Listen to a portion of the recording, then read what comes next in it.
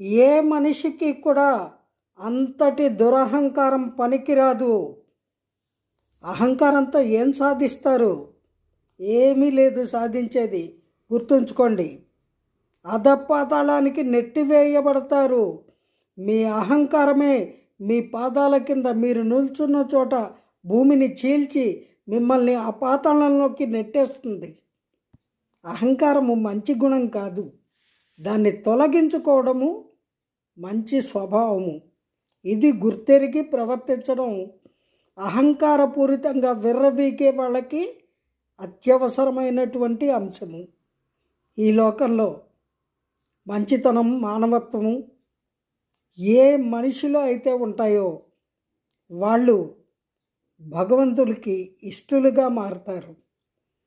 అహంకారంతో, దుర్మార్గంతో ఏమీ సాధించలేరు. ఏదైనా సాధించాము అని అనుకుంటే అది మీ అజ్ఞానము.